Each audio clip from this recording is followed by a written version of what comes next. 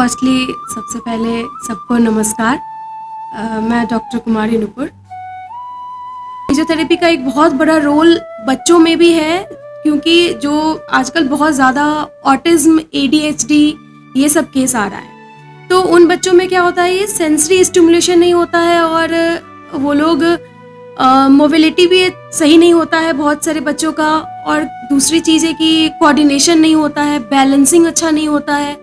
तो हम लोग उस पे वर्क करते हैं कि वो बच्चे अपने आप को कोऑर्डिनेट कर सके कि हमको कैसे चलना है, कैसे दौड़ना है, कब बैलेंस करना है। तो उसमें बहुत ज़्यादा इस चीज़ का महत्व है। और जैसे कि अभी तो फिजियोथेरेपी का इतना ज़्यादा ही स्कोप हो गया है कि अगर कोई इस फील्ड में आगे बढ़ना चाहते हैं तो उनके लिए ये बहुत ज़्यादा ही अच्छा फील्ड है।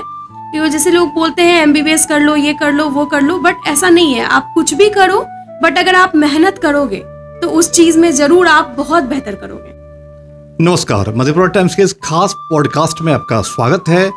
ये एक हेल्थ रिलेटेड पॉडकास्ट है और हम आपको बता दें कि आज हमारे साथ जो खास मेहमान हैं वो हैं डॉक्टर कुमारी नुपुर। पिता सुशील कुमार अधिवक्ता हैं मधेपुरा सिविल कोर्ट में, दादा Gajendra Narayan Yadav senior advocate Madhepura civil court में। डॉक्टर कुमारी नुपुर फिजियोथेरेपिस्ट हैं। पटना में इनका अपना क्लिनिक है, पाटलिपुत्रा कॉलोनी में। Nurture the miracle continues autism treatment centre of Patna नाम से इनका है। 12th के बाद इन्होंने BPT का कोर्स किया, बैचलर ऑफ फिजियोथेरेपिस्ट, और प्रेजेंटली ये फिजियोथेरेपिस्ट और खास करके चाइल्ड साइकोलॉजिस्ट एंड काउंसलर हैं। 4 साल का इनका इस क्षेत्र में अनुभव है। इनसे जानेंगे ढेर सारी बातें और इनसे कई सवाल हम करेंगे, और वो सवाल आपके लिए महत्वपूर्ण होंगे, इसलिए कि खास करके चाइल्ड साइकोलॉजिस्ट के रूप में और बच्चों में जो कुछ बीमारियां हैं जिनका इलाज सिर्फ और सिर्फ थेरेपी के माध्यम से ही संभव है, इस पर भी इनसे हम बात करेंगे, ये बताएंगी इन सारी चीज़ों को। डॉक्टर कुमारी नुपुर, आपका स्वागत है मधेपुरा टाइम्स के इस पॉडकास्ट में। हम सबसे पहला प्रश्न ये इनसे करेंगे कि फिजियोथेरेपी का क्षेत्र कितना महत्वपूर्ण है और किन लोगों को इसकी जरूरत है फिजियोथेरेपी की। फिजियोथेरेपी जो है वो अलग अलग तरीके से हम लोग वर्क करते हैं उस पर। जैसे डिपेंड करता है, जैसे एडल्ट में होता क्या है कि अगर कोई गिर गया, चोट लग गया, पैर टूट गया, हाथ टूट गया, तो हम लोग उसको थेरेपी के थ्रू एक्सरसाइज करवा के, मोबिलाइजेशन दे के, हम लोग का बहुत सारा टेक्निक्स होता है, उसके थ्रू हम लोग उनको फिर से चलने में हेल्प करते हैं कि वो लोग फिर से अपना इंडिपेंडेंट वर्क कर सकें। और जैसे कि फिजियोथेरेपी का एक बहुत बड़ा रोल बच्चों में भी है, क्योंकि जो आजकल बहुत ज़्यादा ऑटिज्म, ADHD ये सब केस आ रहा है, तो उन बच्चों में क्या होता है, ये सेंसरी स्टिमुलेशन नहीं होता है और वो लोग मोबिलिटी भी सही नहीं होता है बहुत सारे बच्चों का, और दूसरी चीज़ है कि कोऑर्डिनेशन नहीं होता है, बैलेंसिंग अच्छा नहीं होता है। तो हम लोग उस पे वर्क करते हैं कि वो बच्चे अपने आप को कोऑर्डिनेट कर सके कि हमको कैसे चलना है, कैसे दौड़ना है, कब बैलेंस करना है। तो उसमें बहुत ज़्यादा इस चीज़ का महत्व है। चाइल्ड साइकोलॉजिस्ट एंड काउंसलर के रूप में क्या क्या चुनौतियाँ इसमें? चाइल्ड साइकोलॉजिस्ट और काउंसलर के रूप में बहुत सारी चुनौतियां हैं, क्योंकि हम लोग को इसमें करना क्या पड़ता है, हम लोग को चाइल्ड के साइकोलॉजी को पढ़ते हुए उस पर वर्क करना पड़ता है। क्योंकि जो ये ऑटिज्म और ADHD के चाइल्ड होते हैं वो बहुत डिफरेंट होते हैं नॉर्मल बच्चों से। उनके जो सिम्टम्स होते हैं, साइंस होते हैं, वो बहुत ज़्यादा डिफरेंट होते हैं इन बच्चों से, क्योंकि वो इतना अनयूजुअल एक्टिविटी करते हैं कि पेरेंट्स उनसे इतना ज़्यादा ही परेशान हो जाते हैं। क्योंकि इन बच्चों में होता क्या है ना, फीलिंग नहीं रहता है, वो चीज़ों को समझते नहीं है, अंडरस्टैंडिंग नहीं रहता है, फीलिंग अंडरस्टैंडिंग बिल्कुल ज़ीरो हो जाता है। क्योंकि जैसे जैसे लेवल ऑफ सिम्टम्स उसका बढ़ता है तो उसका सीवियरिटी बढ़ते जाता है, क्योंकि इसमें 3 स्टेप्स होते हैं, माइल्ड, मॉडरेट, सीवियर ऑटिज्म में। तो जैसे जैसे सिम्टम्स बढ़ता है सीवियरिटी बढ़ते जाता है। जैसे एक चीज हम इस बीच में ही रोक करके पूछना चाहेंगे कि ये कैसे हम जाने कि ये बच्चा, हमारा बच्चा जो है वो ऑटिज्म का शिकार है, उसके क्या लक्षण, मतलब एक बेसिक लक्षण जो कि एक कोई भी इंसान, कोई भी आम आदमी, कोई भी पेरेंट वो देख करके एक अंदाजा कर सके कि हमारा छोटा बच्चा, अच्छा कब से ये, मतलब बच्चे में ये कब से इसके लक्षण आने शुरू हो सकते हैं? इसका कोई भी एक रीजन नहीं है, ये जेनेटिक भी हो सकता है, ये घर के मतलब शुरू से बच्चा जैसे डेवलप किया उसी समय से बाय बर्थ भी हो सकता है। जैसे बहुत सारे पेरेंट्स में जो मैंने देखा है, ऑब्जर्व किया है, अभी तक मैंने जितने पेरेंट्स और बच्चे को देखा है, ऑब्जर्व किया है कि अगर मदर में जब बच्चा उसका पेट में रहता है, जो मदर में अगर कोई भी दिक्कत आता है लाइक मिजल्स, हर्पीज, तो बच्चे में कुछ ना कुछ डिफॉल्ट आता है। हाँ, या तो होता है, बहुत सारे बच्चे का होता है कि ऐसे रुबेला वाले अगर केस होते हैं तो उसमें क्या होता है, बच्चे का कोई भी एक बॉडी पार्ट ग्रोथ नहीं होता है ठीक से, किसी का एक आंख नहीं होगा, किसी का कोई पैर ग्रोथ नहीं होगा, तो कोई ना कोई डिफॉल्ट आता है। या फिर होता क्या है कि उसका ब्रेन का डेवलपमेंट नहीं हो पाता है, मतलब जिस समय में वो पेट में जब से है तो उसी समय डेवलपमेंट उसका बाधित हो जाता है। हाँ, या तो फिर बाय बर्थ के बाद होता क्या है कि अगर जैसे फैमिली में उसको वो इन्वायरमेंट नहीं मिला होता है ना, कि बहुत बच्चे न्यूक्लियर फैमिली में रहते हैं, तो जो बच्चे को पढ़ने में एक इन्वायरमेंट का हेल्प होता है कि मम्मी पापा का प्यार या बात करना या उतना टाइम देना, अगर जैसे वर्किंग है फादर मदर उतना टाइम नहीं दे पाते हैं, तो होता क्या है कि वो फिर एक अपना अलग जोन बना लेते हैं। जैसे फोन देखना, फोन बहुत ज्यादा, अगर उसका स्क्रीन टाइम बहुत ज्यादा है तो स्क्रीन टाइम से क्या होता है ना कि वो एक अपना अलग जोन बना लेते हैं और वो अपने आप को इस इन्वायरमेंट से काट के, मतलब उसी जोन में अलग दुनिया, हाँ, एक अपना एक अलग दुनिया इन्वायरमेंट क्रिएट कर लेते हैं, जहाँ पे वो बहुत अच्छा फील करते हैं। अगर उनको जाइएगा, अगर आप कुछ बोलने भी तो बहुत ज्यादा हाइपर एक्टिव हो जाएंगे, एग्रेसिव हो जाएंगे और बहुत गुस्सा दिखाएंगे। कि अगर आप उससे फोन ले लिए तो फिर वो एकदम जमीन पे लेटने लगेगा, दौड़ने लगेगा, मारने लगेगा, पीटने लगेगा, मतलब उसका वो सडन आपको बिहेव दिखेगा कि बिल्कुल डिफरेंट करने लगा है। मतलब चेंज हो जाता है। जब तक कि आप उसको फोन दे नहीं देंगे फिर से वो शांत नहीं होगा। और जैसे उसमें सिम्टम्स देखने को मिलेंगे कि एक बार भी बैठेगा नहीं, पूरा दिन दौड़ते रहेगा। इतने हाइपर एक्टिव होते हैं कि अगर वो मतलब भूखा भी है फिर भी उसमें एनर्जी लेवल उतना ही रहेगा। बहुत ज्यादा ही एग्रेसिव होते हैं, बहुत ज्यादा हाइपर एक्टिव होते हैं।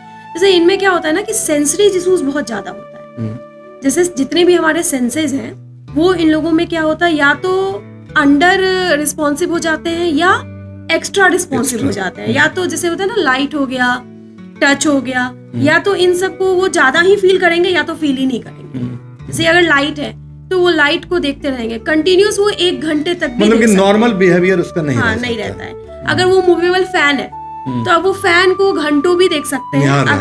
अगर आप उसको इंटरप्ट नहीं कीजिएगा तो वो कितने भी देर अपने एक अलग जोन में वो बैठे बैठे वो चीज को देख सकता है। तो ये सब अनयूजुअल बिहेवियर है जो आपको ऑब्जर्व करना है। तो ये तो एक तरह से बहुत बड़ी बीमारी हो गई। ये बिल्कुल, तो बिल्कुल बहुत ज्यादा, मतलब जीवन के बाकी क्षेत्र में वैसा बच्चा जो है उसकी सफलता तो काफी संदिग्ध है।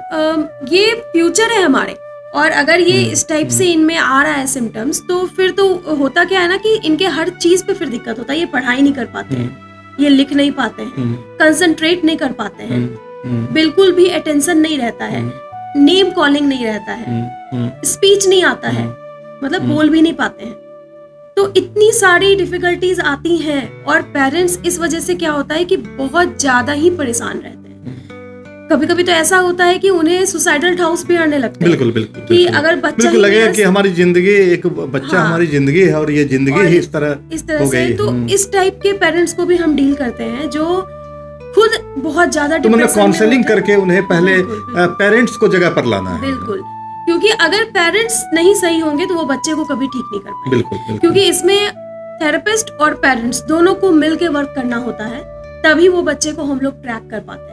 क्योंकि ये इतना, अगर इसको बोला जाए तो बहुत वर्स्ट, ये आपको डिसऑर्डर बोलिए इसको, डिसऑर्डर है, क्योंकि ये न्यूरो डेवलपमेंटल डिसऑर्डर होता है।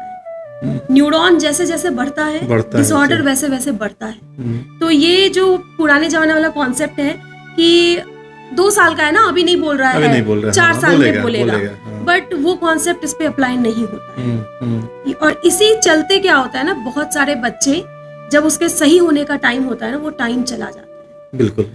क्योंकि यहाँ पे वही वाला कॉन्सेप्ट होता है, कच्चा मिट्टी है, उसको जो शेप दीजिए उस शेप में ढल जाएगा। पकने के बाद वो ना शेप बदल सकता है। मतलब कि एक उम्र के बाद इसका इलाज भी काफी मुश्किल होता होगा और फिर उसे वापस लाना वो एक तरह से असंभव जैसा भी हो सकता है। बिल्कुल। 7 ईयर तक मोस्टली देखा गया है कि इम्प्रूवमेंट काफी अच्छा होता है। 7 ईयर के बाद इम्प्रूवमेंट बहुत स्लो हो जाता है। बच्चे चीज़ों को बहुत स्लोली गेन करना शुरू करते हैं। बट अगर जैसे कोई बच्चा है, अगर हमारे पास बहुत सारे ऐसे भी बच्चे हैं जो 2 साल में आ गए हमारे पास, तो 1 साल में उनका इम्प्रूवमेंट बहुत अच्छा है। बहुत अच्छा। इवन इस कंडीशन पे अभी वो है कि स्कूल भी जा रहे हैं, पढ़ भी रहे हैं, मदर फादर समझ रहे हैं, रिस्पॉन्स कर रहे हैं। क्योंकि इन बच्चों में ऐसा होता है कि वो फैमिली मेंबर तक को नहीं समझने लगते हैं। उनको ये भी पता नहीं होता है ये मम्मी है, ये पापा है।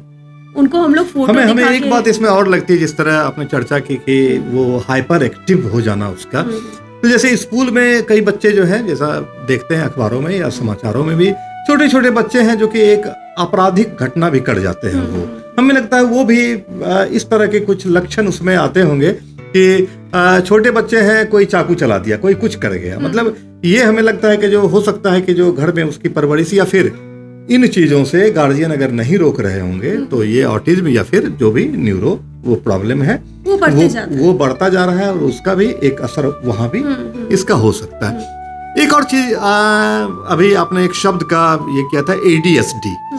तो ये ऑटिज्म और ADHD, ये ADHD क्या मतलब क्या ADHD से होता है, ADHD का मतलब होता है attention deficit hyper active disorder. इसमें बच्चे का आपको एक्टिविटी बहुत सारा नॉर्मल लगेगा, लेकिन क्या है इसमें वो बिल्कुल अटेंशन नहीं देंगे, मतलब ध्यान उसका जो है वहां नहीं है। आप जैसे नेम कॉलिंग कर रहे हैं, मानिए उसका नाम अगर उसका नाम रोहन है, आप बोल रहे हैं रोहन रोहन, बिल्कुल अटेंशन नहीं देगा, जैसे लगेगा कि वो सुन ही नहीं रहा। और बिल्कुल भी वो शांत नहीं बैठेगा, पूरे दिन वो पूरे घर में दौड़ते रहेगा। मतलब उसको अगर आप 2 मिनट भी बैठने बोल दे तो उसके लिए वो बहुत बड़ा वर्क हो जाएगा। Sitting tolerance 0। मतलब यहाँ भी अभिभावक को ध्यान देने की आवश्यकता है कि वो एक मतलब डिफिशियंसी का या फिर डिजीज का शिकार हो रहा है। और उसमें बिहेवियर बहुत देखा जाएगा। कोई गेस्ट आएंगे घर में तो बहुत अनयूजुअल बिहेवियर करेगा, जैसे कि उसको बहुत इतना तंग कर देगा कि लास्ट में उसको उठ के जाना पड़ेगा, या वो तंग हो जाएंगे। जैसे होता है ना बिहेवियर उसमें दिखाएगा, वो क्या, अगर आप चश्मा पहने चश्मा लेके फेंक देगा, या जाके बार बार आपको टच करेगा। क्यों? तो वो इस टाइप से बिहेवियर दिखाएगा ना, तो आप चले जाओगे। मतलब उसे सोशलाइज होना पसंद नहीं होता है इन बच्चों को। वो सोशल गैदरिंग में जाना पसंद नहीं करते, बचना चाहते हैं। वो अकेले जितना वो बैठना चाहे उतना खुश होंगे। अगर उनको अकेले छोड़ दिया जाए तो वो पूरा दिन भी अकेले बिता सकते हैं अपना। इस टाइप का कंडीशन हो जाता है। अगर आप उनको कहीं क्राउड में ले जाइएगा तो फिर उनका टेंट्रम शुरू हो जाएगा, नीचे जमीन पे लेटना, सर पटकना, बहुत ज्यादा मतलब एग्रेशन दिखाना कि यहाँ से ले चलो। अगर बहुत ज्यादा लाउड म्यूजिक आ रहा है तो वो कान पे हाथ रख के ऐसे ऐसे हैंड फ्लैपिंग करेंगे कान पे। तो म्यूजिक से दिक्कत होता है उन्हें, लाउड। अगर बहुत ज्यादा रोशनी है तो उससे दिक्कत होता है। तो ये सब सेंसरी इश्यूज में आ जाते हैं। तो इस सब टाइप के प्रॉब्लम वो दिखना शुरू हो जाते हैं। अगर आप ऑब्जर्व करेंगे तो ये प्रॉब्लम आपको 1.5 साल 2 साल में आपको दिखने लगेंगे कि बच्चा कुछ ना कुछ अनयूजुअल कर रहा है। मतलब वहां पर सही समय पर उसके ट्रीटमेंट को स्टार्ट कर देने की आवश्यकता है। जैसे अगर इतना भी लग रहा है कि जैसे मेरा बच्चा 2 साल का है लेकिन अभी तो इसको कम से कम मम्मा पापा बोलना चाहिए, ये क्यों नहीं बोल रहा है, तो ये भी एक आपको सिम्टम्स है। तो आपको उसको इग्नोर नहीं करना है, आपको उसको जितना जल्दी हो सके ध्यान देना है कि आखिर ये बोल क्यों नहीं रहा है। आपको उसका नहीं बोलने का रीजन पकड़ना है कि और भी कोई सिम्टम्स है इसमें। एक बार हम मिल लेते हैं जाके थेरेपिस्ट से, अगर कोई और, क्योंकि हमारे पास क्या होता है ना, हम असेसमेंट करते हैं। असेसमेंट में हमारे पास बहुत 200-250 क्वेश्चनायर होते हैं जो हम लोग बाय बर्थ से लेके और बच्चे का जो अभी एज है तब तक का सारा क्वेश्चंस उससे रिलेटेड पूछते हैं। तो उससे हम लोग को आइडिया लग जाता है कि बच्चा कहाँ से लैक करना शुरू किया है और कहाँ लैक कर रहा है, कहाँ से ये सिम्टम्स आ रहा है, मतलब क्या इसमें दिक्कत आ रहा है, वो हम लोग को एग्जैक्ट पता चल जाता है। बच्चा माइल्ड पे है, मॉडरेट पे है या सीवियर पे है, हम लोग को ये भी पता चल जाता है। तो फिर हम लोग को इस पे वर्क करना बहुत इजी होता है कि हम लोग एक उसका असेसमेंट चार्ट बनाते हैं, फिर हम लोग उस पे वर्क करना शुरू करते हैं कि अच्छा बच्चा बोल नहीं पा रहा है, तो कब से ऐसा हम लोग देख रहे हैं कि हाँ जब ये 1.5 साल का था तब से ही ये कुछ भी नहीं बोलता था, और ये प्रॉब्लम आ रहा था कि हाँ मैम ये विजुअल लेता था, जैसे विजुअल स्टीमिंग लेते हैं वो बच्चे, क्योंकि वो बच्चे क्या होना बोले ना अभी हम की सेंसरी, उन लोगों को जितने भी हमारे सेंसेज है ना वो वर्क नहीं करता है ठीक से, तो उन लोगों में सेंसरी इश्यूज बहुत ज्यादा हो जाते हैं। तो वो लोग सेंसरी सीकर होते हैं, वो लोग किसी भी तरह सेंसरी लेना चाहते हैं। तो जैसे लाइट हो गया, अगर उसको मतलब एंजाइटी, जैसे उन लोग को एंजाइटी बहुत ज्यादा होता है, घबराहट, बहुत घबराए हुए रहेंगे, क्या चाहिए कुछ पता नहीं चलेगा, कुछ छूट रहा है। आपको लगेगा कि उसको कुछ चाहिए, इरिटेट होंगे, लेकिन वो बता नहीं पाएंगे और ना ही आप समझ पाएंगे कि क्या चाहिए। क्यों? तो वही है, उनका बॉडी रिलैक्स नहीं है, माइंड रिलैक्स नहीं है। तो हम लोग जैसे सेंसरी पे वर्क करते हैं, तो जब सेंसरी पे वर्क करते हैं तो उनमें बहुत सारे टेक्निक्स आता है, जिसमें कि जॉइंट कंप्रेशन, बॉल प्रेसिंग, ऐसे करके बहुत सारे टेक्निक्स हैं जिससे बच्चे स्टेबल होते हैं। फिर वो रिलैक्स होते हैं धीरे धीरे। जब वो रिलैक्स होते हैं तो वो कमांड लेना शुरू करते हैं, स्टेबिलिटी आता है। तो धीरे धीरे हम लोग उनको सिखाना शुरू करते हैं। तो सिखाते सिखाते फिर वो एक अच्छे स्टेज पे आ जाते हैं अगर उनको सही एज पे स्टार्ट कर दिया जाए। क्योंकि हमारे पास बहुत सारा ऐसा केस देखा गया है अभी, जो बच्चे जब आए थे वो इतने हाइपर एक्टिव थे कि जो 5 मिनट उनके पेरेंट्स बैठ के हमसे बात नहीं कर पाए, वो ऐसा कंडीशन हो गया कि उनको उठ के उनको थोड़ा रिलैक्स करना पड़ा, शांत करना पड़ा, या किसी को देना पड़ा कि तुम इसको थोड़ा देखो कि मैं मैम से थोड़ा बात कर लूं। क्योंकि इस टाइप का उनमें सिम्टम्स रहता है ना कि वो आपको बैठने तक नहीं देंगे, वो इतना ज्यादा एग्रेसिव हो जाएंगे कि आपको उसको संभालना मुश्किल हो जाएगा। तो अभी वो इस कंडीशन में है कि अगर मुझसे मैं बोल दूंगी कि यहाँ बैठे रहो तो वो आधे घंटे भी बैठ सकता है। बिल्कुल, क्योंकि अंडरस्टैंडिंग आ गया। हाँ, मतलब समझ बूझ आ गई है और वो फिर अपने को कंट्रोल भी उसने कर दिया। देखिए, बहुत महत्वपूर्ण बात है और साथ ही साथ एक खतरनाक ये बातें हैं जो बच्चों में ऐसे लक्षण यदि आपको दिखाई दे रहे हैं तो उसे इग्नोर करने की आवश्यकता नहीं है। ऐसा नहीं कि बच्चा है ये ठीक हो जाएगा या वगैरह, वो चीज उसके फ्यूचर पर बैडली अफेक्ट कर सकता है। इसलिए बच्चों में अगर इस तरह के लक्षण हो तो हम कहेंगे कि आप जो है, जो फिजियोथेरेपिस्ट हैं या फिर चाइल्ड साइकोलॉजिस्ट और काउंसलर जैसे डॉक्टर नुपुर हैं यहाँ, इस तरह के किसी डॉक्टर से अपने बच्चे को जरूर एक बार दिखवाएं और वहाँ से आप सलाह लें कि क्या करना चाहिए। इसलिए कि समय रहते अगर आप उस पर ध्यान देते हैं तो फिर सुधार हो जाता है, नहीं तो बाद में ये बातें बड़ी गंभीर भी हो सकती हैं। हम एक चीज जानना चाहेंगे कि 4 साल से इस क्षेत्र में है और इसमें कई ऐसे उदाहरण आए होंगे जहाँ की बहुत ही क्रिटिकल सिचुएशन बच्चों का रहा होगा, काफी गंभीर स्थिति रही होगी और वो थेरेपी के द्वारा या फिर जो इलाज है, इस इलाज के द्वारा वो जो है वो सही जगह पर आए होंगे, उनका फिर वो बेहतर कंडीशन में आए होंगे। तो ऐसे कुछ उदाहरण हमें बताएं या हमारे दर्शकों को बताएं कि किस तरह के बच्चे आए थे और कैसे वो फिर किस तरह ठीक हुए और ठीक होने के बाद उनकी स्थिति क्या रही। मेरे पास एक रोहन नाम का बच्चा आया था। वो जब आया था वो इतना ज़्यादा हाइपर एक्टिव था कि उसके घर में जब उसकी मम्मी घर अरेंज करती थी तो उसके पहुंच से सारा सामान ऊपर रखती थी, क्योंकि वो नीचे कोई भी सामान रहने ही नहीं देता। मानिए अगर इस टेबल पे जितना सामान है वो लेता सीधा सारा नीचे। अच्छा। किसी के ऊपर चला देता, कहीं फेंक देता, कुछ सुनना नहीं, ना नेम रिस्पॉन्स था, ना बोलता था, ना ही उसमें कोई फीलिंग था, ना ही किसी से अटैचमेंट होता है या कि मम्मी से अटैचमेंट या पापा से नहीं, किसी से नहीं, कुछ भी अटैचमेंट नहीं, किसी से कुछ बोलना नहीं, बात नहीं करना, बोलता ही नहीं था, स्पीचलेस था। इस टाइप का इसमें सिम्टम्स था। और मतलब उसकी मदर इतना परेशान थी क्योंकि जब वो आया मेरे पास वो 3 इयर्स का था। तो 3 इयर्स में बच्चे तो काफी बोलने लगते हैं, काफी बोलते हैं, एक्सप्रेसिव होते हैं, डिमांड करते हैं मुझे ये चाहिए वो चाहिए। तो लेकिन उसके तरफ से क्या था, कुछ भी नहीं।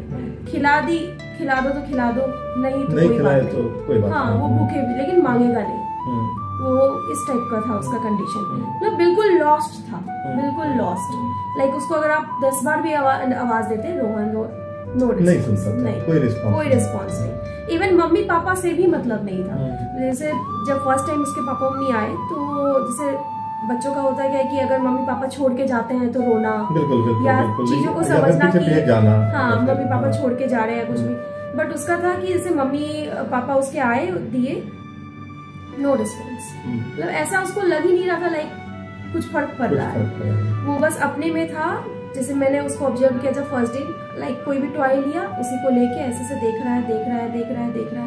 काफी देर तक उसने विजुअल स्टीमिंग किया। इसको हम लोग विजुअल स्टीमिंग बोलते हैं। अच्छा। वो बच्चे विजुअली देख के अपने आप को सेटिस्फाई करते हैं। कोई भी चीज, रोशनी हो, चलता फैन हो, या कोई भी पॉइंटेड पेन ले लेगा, पेन के पॉइंट को देखेगा। अच्छा। इवन अपना हाथ, क्यों तो वही देख रहा है और उसी से उसको सेटिस्फेक्शन मिल रहा है।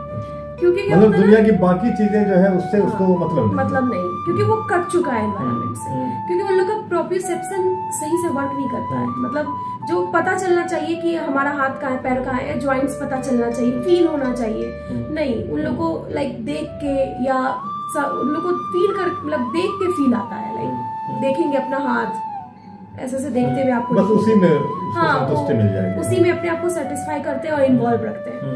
तो इस टाइप का कंडीशन था उसका। लेकिन अभी वो बच्चा है और विद इन 1 ईयर मैंने उसे सीवियर से माइल्ड पे लाया है। मतलब ये बहुत बड़ा अचीवमेंट है, वो रिस्पॉन्ड करने लगा है। ये मतलब मैं बता रही हूँ क्योंकि मैं इस फील्ड में 4 साल से हूँ, ये बहुत बड़ा अचीवमेंट है। नहीं आता है इम्प्रूवमेंट जल्दी इन बच्चों में, बहुत डिफिकल्ट है इन बच्चों को सही करना, क्योंकि है क्या ना कि इसका कोई मेडिसिन नहीं है। मेडिसिन नहीं, इसका कोई मेडिसिन मतलब ऑटिज्म का या फिर वो जो बीमारी इससे संबंधित है, नहीं, कोई मेडिसिन नहीं है इसका कोई मेडिसिन नहीं है। इसका एक ही इलाज है, वो है थेरेपी। तो थेरेपी में भी बच्चे का, जैसे मैंने बताया ना, बोलता नहीं था, नेम रिस्पॉन्स, तो इसमें भी ना अलग अलग टाइप के थेरेपी होते हैं। जैसे कि एक होता है ऑक्यूपेशनल थेरेपी, उसमें हम लोग सेंसरी पे, फाइन मोटर पे, ग्रॉस मोटर पे वर्क करते हैं। फिर होता है आपको स्पीच थेरेपी, उसमें हम लोग सारा ओरल मसाज देते हैं, जिससे कि बच्चे को बोलने में हेल्प होता है। फिर हम लोग उनको बुलवाते हैं, टंग मूवमेंट करवाते हैं, तो धीरे धीरे फिर उन लोग बोलना शुरू करते हैं, वर्ड्स को तोड़ तोड़ के, जिस तरह से भी हम लोग का टेक्निक है उसको करवाते हैं। फिर कुछ बच्चों में आता है बिहेवियर इशू। तो बिहेवियर इशू में आपको आ गया जैसे मार देना, किसी पे थूक फेंक देना, चुट्टी काट लेना, कॉमन लैंग्वेज में बता रही हूँ कि लोग समझ, बाहरी चीजें, बाहरी उसके चुट्टी काट लेना। कोई अगर न्यू पर्सन उसके घर पे आए तो उसको इस तरह से तंग कर देना कि वो एकदम तंग हो जाए। क्यों? तो उसको वो पसंद नहीं है कि कोई नया पर्सन इन्वॉल्व हो उसके साथ।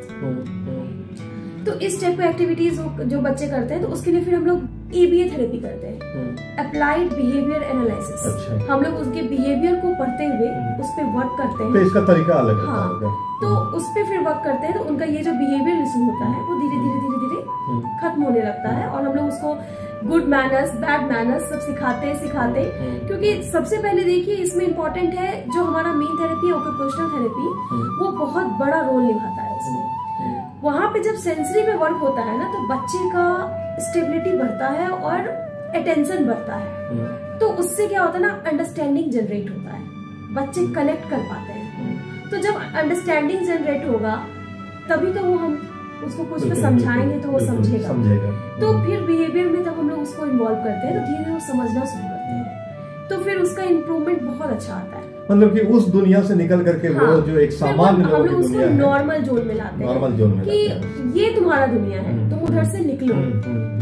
तो हम लोग फिर उसको नॉर्मल लाइफ में लाके हम लोग यहाँ की चीजें उसको समझाते हैं कि मम्मी पापा, फीलिंग, इमोशन हम लोग उसको देते हैं। जैसे एक न्यू बॉर्न बेबी होता है तो वो कैसे चलना और बोलना सीखता है, हम लोग एक एक स्टेप उसको बताते हैं। तो वही चीज है कि भले ये 2 साल के या 3 साल के हैं, लेकिन उसको मान के चलिए कि वो एक न्यू बॉर्न बेबी है जिसको हम लोग को हर एक चीज सिखाना है, बिना सिखाए वो नहीं। हाँ बिल्कुल, मतलब कि पीछे वाली जो पीछे के एज का जो भी उसकी एक्टिविटी है वो एक्टिविटी तो नॉर्मल रहेगी। तब यहाँ से स्टार्ट करना है उसे, मान करके कि अभी वो एकदम न्यू बॉर्न है, हम लोग उसको अब एक चीज सिखाएंगे और उसको रिकवरी पे ले जाएंगे। तो ऐसे में तो उसका डेवलपमेंट भी पीछे चला गया होता है। लेकिन अब जैसे बता रही हूँ ना कि अगर बच्चा बहुत छोटा है, 2 साल नहीं, मतलब कि जब तक वो उस अवस्था में रहा तब तक तो उसका डेवलपमेंट पीछे जा रहा है। मानिए 2 साल का बच्चा है, लेकिन उसका IQ लेवल आप मानिए कि IQ लेवल घट जाएगा उसका। उसका कुछ कोई समझ नहीं है उसको। तो मतलब कि सही समय पर अगर उसका ट्रीटमेंट नहीं हो तो फिर तो वो बच्चा चीजें बहुत डिफिकल्ट है, मतलब कि बेकार हो सकता है वो, मतलब कई चीजों में चीजें पीछे रह जाएगा, ऐसे वर्स्ट कंडीशन पे पहुंच जाती है कि फिर उसको कंट्रोल करना मुश्किल हो जाएगा वो चीज, क्योंकि वो अनकंट्रोलेबल हो जाते हैं वो बच्चे। क्योंकि उन बच्चों में एक तो मतलब नॉर्मल बच्चों के कंपेयर एनर्जी लेवल बहुत ज्यादा होता है, मतलब ज्यादा ही होता है। मतलब इतना ज्यादा होता है कि उतना ज्यादा होना नहीं चाहिए। इतना ज्यादा होता है कि अगर वो पूरा दिन खाना नहीं भी खाएगा फिर वो शांत नहीं बैठेगा, वो फिर भी पूरा हाइपर एक्टिव रहेगा कि उसको देख के आप नहीं पता कर पाइएगा कि वो भूखा है। सही बात है। जबकि उसका एनर्जी लेवल जो है उतना ज्यादा नहीं होना चाहिए, एक नॉर्मल इंसान की तरह उसका होना चाहिए, उसका कम होना चाहिए। कुछ चीजें इसमें बहुत खराबी करती है, जैसे दूध नहीं देना होता है। अच्छा। चीनी नहीं देना होता है इन बच्चों को। तो हम लोग इसीलिए डाइट भी बहुत ज्यादा मायने रखता है इसमें। अगर बच्चे का डाइट सही नहीं है और आप थेरेपी में कितना भी इन्वॉल्व कीजिएगा तो आपको कहीं ना कहीं वो लैक दिखेगा। बिल्कुल। या तो बोलने में कहीं प्रॉब्लम करेगा, जैसे बच्चों में होता है ना, इन बच्चों में कॉन्स्टिपेशन का बहुत ज्यादा प्रॉब्लम। अच्छा। फ्रेश ये लोग बहुत अच्छे से नहीं हो पाते हैं, मतलब पॉटी बहुत सही नहीं रहता इन लोगों का। एक दिन होगा, एक दिन नहीं होगा, कॉन्स्टिपेशन रहेगा। तो उससे क्या होता है ना, उससे भी इन लोगों में बिहेवियर इशू बहुत ज्यादा आता है। अच्छा। और स्पीच भी इससे रुकावट आता है, स्पीच में भी। तो मतलब कई फैक्टर्स हैं जिस पर ध्यान देना जरूरी है। जी बिल्कुल। तो इसीलिए हम लोग कंबाइनली हर चीज पे वर्क करते हैं, हर चीज पे। तो मैं जब इस फील्ड में आई तो मेरे लिए बहुत ज्यादा ही ये एक, अब इसको आप क्या बोलिए कि मैं एक फ्यूचर रेडी कर रही हूँ। मतलब एक नहीं, जितने भी बच्चे मेरे पास आ रहे हैं मैं उनको एक फ्यूचर रेडी कर रही हूँ कि वो फ्यूचर में कुछ कर सके। क्योंकि मैं जब इस फील्ड में आई मैंने देखा कि ये इतना वर्स्ट केस है, तो मुझे लगा कि नहीं, अब मुझे खुद कुछ करना होगा।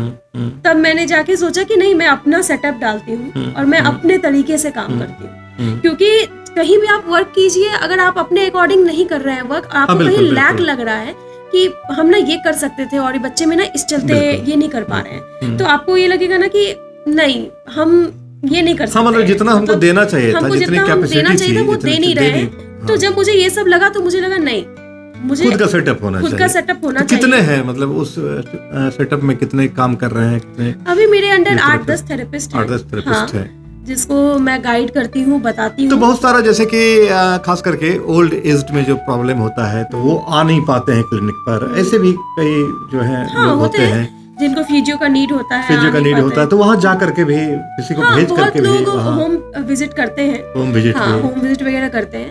तो उसके लिए क्लिनिक में भी फैसिलिटी होता है कि किसी को भेज दो अगर आपके पास फैसिलिटी है तो। अगर फैसिलिटी नहीं है तो फिर या तो आप क्लिनिक पे आके करवाइए। तो आते हैं, गार्जियन लेके आते हैं, बच्चे के हो या फिर बड़े के हो, कोई ना कोई उनके साथ अटेंडेंट आते हैं, वो करवाते हैं और लेके फिर उनको जाते हैं। और डिपेंड करता है कि किस बच्चे को कितना सेशन का नीड है, फिर उस मुताबिक उसके सेशंस होते हैं। किसी को ओटी का नीड है, ये मतलब जिसकी वो ग्रेविटी मतलब जितनी होगी, जिस हिसाब से कितना सिम्टम्स है, कितने दिन से है, कितना ज्यादा है, वो सारी चीजों देख करके, ओटी का नीड, स्पीच का नीड, एबीए थेरेपी का नीड। फिर इन बच्चों के लिए स्पेशल एजुकेशन होता है, क्योंकि इन बच्चों को आप नॉर्मल बच्चों की तरह नहीं पढ़ा सकते हैं। बिल्कुल, आपको इनके लिए एक अलग माहौल, अलग तरीका सब क्रिएट करना पड़ता है। उसके बाद हम लोग इसको सिखाते हैं कि कैसे पढ़ाई करना है, उसमें भी इसको ले जाना पड़ता है। चीजें भले देखने में या सुनने में थोड़ी कठिन लगे, लेकिन सॉल्यूशन है, उपाय है कि आप बच्चों को फिर सामान कर सकते हैं। जी बिल्कुल, बस सॉल्यूशन यही है कि बिल्कुल सही जगह पहुंचे, सही डॉक्टर के ट्रीटमेंट में रहे। थेरेपी सेंटर बहुत सारे हैं, लेकिन सबका काम करने का तरीका डिफरेंट है। तो मैं किसी के काम पे या किसी चीज पे नहीं, उस पे नहीं जाती हूँ। लेकिन एक बात तो तय है कि जब सही जगह हम पहुंचेंगे, जहाँ की सही ढंग से उसके सारे लक्षणों को किसी ने पकड़ा है, किसी डॉक्टर ने, और क्या होना चाहिए कब का। वैसे भी सामान्य रूप से कहते हैं कि हर कोई जानता है कि सर दर्द की कौन सी दवा होती है, लेकिन कहते हैं कि एमडी जो होते हैं, वो मेडिसिन के जो एक्सपर्ट होते हैं, वो फिर डोज बताते हैं। डोज काफी महत्वपूर्ण होता है किसी भी चीज की, दवा सिर्फ जान लेना नहीं होता है। तो उसी तरह हमें लगता है कि इस क्षेत्र में भी बिल्कुल पूरा प्लान मैं बनाती हूँ, फिर उस प्लान को मैं अपने थेरेपिस्ट के साथ डिस्कस करती हूँ कि आज क्या करना है इस बच्चे को, आज ओटी में क्या होगा, स्पीच में क्या होगा, सबको मैं अलग अलग डिस्कस करके बताती हूँ। फिर उस पे वर्क होता है, मतलब कितने दिन में कितना वर्क करना है उस बच्चे पर। जैसे मैं अपने क्लिनिक का बता रही हूँ, मेरे क्लिनिक पे अभी जितने भी बच्चे आ रहे हैं और जो भी ठीक होके चले गए, बहुत सारे ऐसे भी बच्चे हैं जो रिकवर कर गए, स्कूल जा रहे हैं, पढ़ रहे हैं। लेकिन अभी जो आ रहे हैं, जो जितने भी बच्चे हैं, चाहे वो दिल्ली से आए हो, बैंगलोर से आए हो, मेरे पास हर जगह के बच्चे हैं, लेकिन विद इन 1-2 मंथ उसमें कुछ ना कुछ इम्प्रूवमेंट दिखना शुरू हो गया। तो पेरेंट्स ये बहुत ज्यादा इस चीज को लेके रहते हैं कि मैम हम लोग करवा तो बहुत दिन से रहे थे, लेकिन इम्प्रूवमेंट क्यों नहीं दिख रहा था। बस होता क्या है, देखिए वही है, काम करने का तरीका होता है। और होता क्या है कि अगर आप पॉइंट पकड़ लें कि बच्चा कहाँ अटक रहा है, अगर तब आप काम उस पे करेंगे ना तो आपको इम्प्रूवमेंट दिखेगा। लेकिन अगर आप बस रैंडमली काम कर रहे हैं कि चलो ये 5 चीजें हैं और ये 5 चीजें सब बच्चे को दे दो, तो उससे आपको नहीं, क्योंकि जैसे डॉक्टर्स भी दवाई लिखते हैं तो क्या सिम्टम्स पे लिखते हैं, सेम उसी तरह इसका भी है कि हम लोग भी जो थेरेपी देते हैं सिम्टम्स पे देते हैं कि किस बच्चे को क्या नीड है। तो जब इस तरह से वर्क होता है ना तो बच्चे इम्प्रूव होते हैं। मैंने खुद ये चीज किया है, इसलिए मैं बोल सकती हूँ कि ऐसा नहीं है कि ऑटिज्म के बच्चे क्योर नहीं होते हैं, ऐसा नहीं है। बस सही टाइम और सही थेरेपी की उसको जरूरत है और पेरेंट्स को अवेयर होने की जरूरत है कि मेरे बच्चे में कहीं ना कहीं लैक कर रहा है, तभी वो बच्चे में दिक्कत आ रहा है। इन चीजों पे मत जाइए कि आज नहीं तो कल बोलेगा, नहीं। मेरा यही है कि मैं यही एडवाइस दूंगी कि आप एक बार असेसमेंट तो कर सकते हैं ना बच्चे का, थेरेपी सेंटर पे ले जाके आप उसको कम से कम एक बार थेरेपिस्ट को दिखा तो सकते हैं। मतलब कि कल के भरोसे नहीं छोड़ना है, नहीं छोड़ना है, क्योंकि ये चीजें सुनने में लगती है कि अच्छा ये नहीं करता, अच्छा करेगा, वो नहीं करता, वो करेगा, लेकिन ये बहुत बड़ी चीज है क्योंकि यही कल को जाके बहुत बड़ा रूप ले लेता है। बिल्कुल। तो अगर आपको बस क्या छोटा सा चीज है कि आप थेरेपी सेंटर गए, एक बार दिखा लिए, चलो एक सेटिस्फेक्शन हो गया कि चलो बच्चे में अगर कुछ नहीं है तो फिर चलो अच्छी बात है, चलो कोई नहीं, थोड़ा लेट से बोलेगा। लेकिन अगर कोई सिम्टम्स है तो आपको टाइम पे पकड़ा जाएगा कि अच्छा मेरे बच्चे में जो है ना ऑटिज्म है या ADHD है, जिस वजह से मेरा बच्चा नहीं बोल पा रहा है या रिस्पॉन्ड नहीं कर रहा है। तो फिर वही चीजें हैं कि आप सही टाइम पे और सही जगह जरूर चूज करें। बिल्कुल। हमारे साथ डॉक्टर नुपुर हैं, मधेपुरा की बेटी हैं और पटना में इनका अपना सेंटर है, फिजियोथेरेपिस्ट हैं ये, और साथ ही साथ चाइल्ड साइकोलॉजिस्ट और काउंसलर भी हैं। और इतनी गंभीर विषय पर ये बातें कर रहे थे, ये बता रहे थे कि बच्चों के ये लक्षण, हमें लगता है कि हमारे आसपास के कई घरों में ऐसे लक्षण वाले बच्चे हो सकते हैं जो कि आगे चल के हो सकता है कि वो खतरनाक रूप धारण कर लें। तो बच्चों में ये लक्षण, ऐसे लक्षण देखने की आवश्यकता है और उन्हें समय पर जो है उसका ट्रीटमेंट होना चाहिए, समय पर काउंसलर की सलाह उसको लेनी चाहिए। पूछना चाहेंगे डॉक्टर नुपुर से कि आगे का आपका लक्ष्य क्या है? आगे का लक्ष्य यही है कि मैं चाहती हूँ कि अगर मैं बच्चों को 50% भी ठीक कर दे रही हूँ या किसी बच्चे को मैं इतना एबल भी बना दे रही हूँ कि अपनी चीजों को वो समझ सके, कर सके, इंडिपेंडेंट हो जाए, अपने किसी के ऊपर डिपेंडेंट ना रहे, तो मैं इसलिए चाहती हूँ कि मैं जितना ज्यादा इस चीज को बढ़ाऊं और जहाँ जहाँ मेरा हो सके मैं इस सेटअप को बढ़ाऊं और पेरेंट्स को ये फैसिलिटी दूं कि वो आए मेरे पास और मैं उनके बच्चे को जितना रिकवर कर सकती हूँ जरूर उनकी हेल्प करके मैं उसे रिकवर करूँ। जैसे अभी मेरा एक है कि मुझे एक स्कूल डालना है इन बच्चों के, नॉर्मल स्कूल डालना है, बट इन बच्चों को वहाँ मैं एडमिशन लूंगी क्योंकि होता क्या है ना कि इन बच्चों के लिए पढ़ाई भी अलग तरीके की होनी चाहिए, जैसे अलग तरीके से करवाना पड़ता है। अगर आप नॉर्मली चाहिएगा कि इन बच्चों को बिठा के ABCD ऐसे पढ़ा रहे हैं तो नहीं पॉसिबल है, इनके लिए आपको अलग टेक्निक अपनाना पड़ेगा, तो उस तरह से करवाना पड़ता है। तो होता क्या है ना, इन बच्चों को कोई स्कूल एक्सेप्ट नहीं करता, क्यों? तो इनको संभालना मुश्किल है, बिल्कुल इनको संभालने का तरीका अलग है, तो उनको क्या तो एक्सेप्ट नहीं करते हैं, या तो बोलेंगे ऐसे बच्चे बाकी बच्चों के लिए भी वहाँ जो है वो खतरनाक हो सकते हैं जो भी है। तो होता क्या है कि इस चक्कर में ये बच्चे स्कूल नहीं जा पाते हैं, तो इन लोगों को वो एनवायरनमेंट नहीं मिल पाता है, सोशलाइज नहीं हो पाते हैं। और जैसे मेरा मानना है कि अगर थेरेपी सेंटर पे आप स्पेशल एजुकेशन करवा रहे हैं तो चलिए वो सही है, क्योंकि वहाँ क्या है कि हम लोग इंडिविजुअली एक बच्चे पे एक थेरेपिस्ट को देते हैं और उस पे फिर हम लोग उसको सिखाते हैं पढ़ने लिखने या जो भी। लेकिन अगर आप जैसे मुझे स्पेशल स्कूल नहीं सही लगता है, क्यों, ये मेरा मानना है, क्योंकि मुझे लगता है कि अगर स्पेशल बच्चे, ऑटिस्टिक बच्चे अगर स्पेशल स्कूल जाएंगे तो फिर तो वहाँ से वो वही चीजें सीख के आएंगे। अगर मानिए कोई बच्चा है, क्योंकि इन लोग में कॉपी करने का आदत बहुत ज्यादा है, बिल्कुल। अगर कोई बच्चा है वो हैंड क्लैपिंग कर रहा है और दूसरा बच्चा भी वही चीज सीख रहा है, तो अगर आप उसको स्पेशल स्कूल भेज रहे हैं तो वहाँ पे भेज रहे हैं तो क्या है कि वो भी वही सीख के आएगा। लेकिन आप जब उसको नॉर्मल स्कूल भेजिएगा तो नॉर्मल स्कूल में क्या है, वो नॉर्मल बच्चों के साथ रहेगा, तो नॉर्मल वो निगेटिव के साथ पॉजिटिव चीजें भी सीखेगा। लेकिन जब अगर ऑटिस्टिक बच्चे के साथ ही वो सिर्फ रहेगा तो फिर तो वो फिर जो भी निगेटिव है या जो भी है वो बिल्कुल। पूरा सब सीख के आएगा और फिर उसका उल्टा पुल्टा असर आपको दिखेगा। तो इसलिए मेरा है कि मैं एक नॉर्मल स्कूल खोलूं सब बच्चों के लिए, लेकिन मैं वहाँ ऑटिस्टिक बच्चों को भी लूंगी एडमिशन, कि उनको भी वो अवसर मिलना विशेष ध्यान उस पर हम रख सकें वहाँ, कि उनको भी वो अवसर मिलना चाहिए कि वो नॉर्मल बच्चों के साथ उठे बैठे पढ़े लिखे खेले, तभी तो वो समझेंगे ना कि नॉर्मल लाइफ क्या है, अदरवाइज वो कैसे समझेंगे। तो मुझे इस चीज का लैक लग रहा है, जैसे पटना में भी इस टाइप के कोई स्कूल्स नहीं है, या और भी जगह मैंने देखा इस टाइप के स्कूल नहीं अवेलेबल है। तो इन बच्चों को सफर करना पड़ता है कि हमें लगता है कि इस तरह का कॉन्सेप्ट बहुत लोगों के दिमाग में आया नहीं होगा, ये बात नहीं आई होगी। तो आगे मेरा यही प्लान है कि मैं इस टाइप के स्कूल डालूं और सेंटर्स डालूं, जहाँ जहाँ इस टाइप के सेंटर नहीं है, बच्चे वहाँ पे लैक कर रहे हैं, तो मैं वहाँ अपना सेंटर नर्चर को और एक्सपेंड करूं और हर जगह अपना ब्रांचेस दूं। तो यही है मेरा आगे का प्लान, क्योंकि इन बच्चों के लिए मैं चाहती हूँ मैं जितना कर सकती हूँ करूँ, क्योंकि मुझे बच्चों से बहुत अटैचमेंट है। तो मुझे रहता है कि मैं उनको 100% जितना दे सकती हूँ मैं दूं। अगर मेरे में ये क्षमता है कि मैं उसको कर सकती हूँ, उस लायक बना सकती हूँ, तो मैं इससे पीछे नहीं हटना चाहूँगी। मैं हमेशा चाहूँगी कि मैं एक कदम आगे उसके तरफ हमेशा रखूं, कि मैं उसे जितना सिखा सकूं मैं सिखाऊं। आप देख रहे हैं मधेपुरा टाइम्स।